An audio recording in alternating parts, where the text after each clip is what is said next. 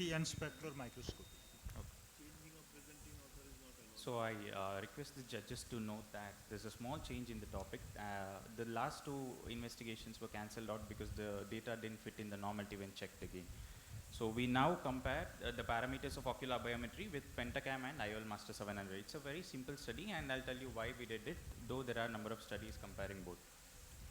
So one cannot stress more on the importance of measuring various parameters of the anterior segment like keratometry, anterior chamber depth values, wide to wide, both in terms of accuracy for post-refractive surgery, be it lens-based or laser-based, as well as in cataract surgery.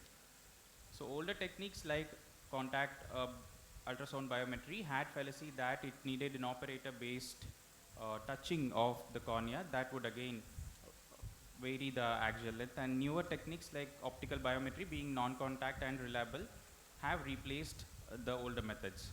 But a clinician currently is bombarded with multiple modalities for measuring same parameters, and we thought, let's assess if there are any similarities or if there are differences, how to go about in choosing which biometry to use.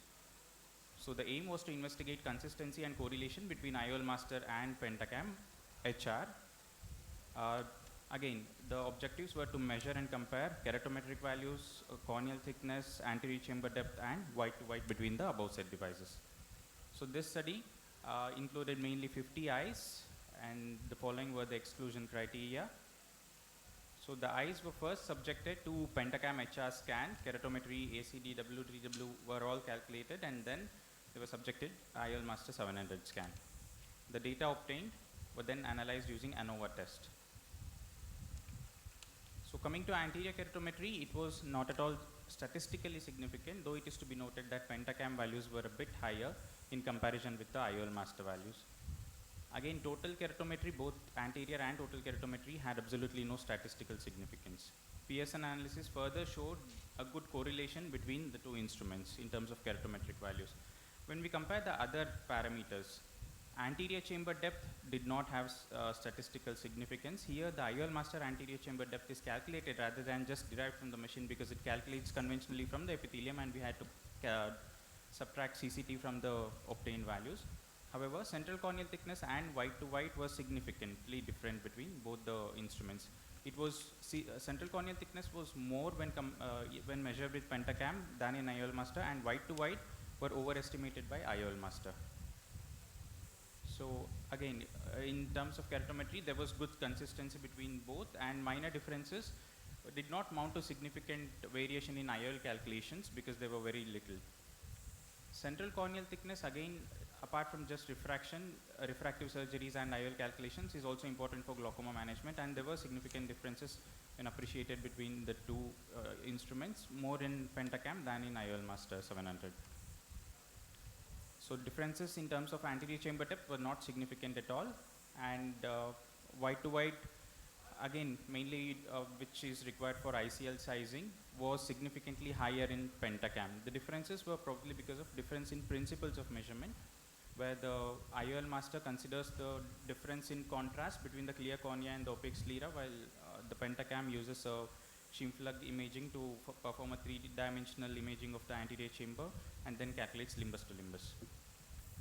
The conventional instrument that was known to have a very good accuracy with real-time wide to wide was OpScan 2, and that again in further studies had to be compared with the above said devices. So both the instruments had good consistency in terms of keratometric and astigmatism. Minor differences again did not matter much because they wouldn't amount to significant IOL change. And yeah, wide to wide, however, it was higher in IOL Master. The reason why we did this study was a practitioner who is not in a full setup institute would have one or two instruments at max. And again, to decide which one to use for IOL and which one to use for ICL would make it difficult choice for him. For example, Pentacam, what started as a tomographer, now has become a full-fledged optical biometry. So further studies are again required to see in which cases the vaulting was proper and in which cases the IOL had better predictability. Thank you. Thank you. Were these parameters put in any other formula to calculate the IOL power? Because some differences are there in the pachymetry and white to white. Barrett's and Barrett's many universal formulas to need white to white white to also white, to yes. calculate the IOL power. Yes, sir, definitely. So did you try calculating the IOL power with the two different calculations? No, sir, we did not try. Because then only it matters. We No, will- if you yes. find out there is a difference in the IOL power in the Pentacam values versus the IOL IOL master master. values, then it becomes significant. No? Yes. One is giving 21, other is giving 21.5 or 5. something. So then these two are different. That's Thank you. Thank you so much. Thank you so much.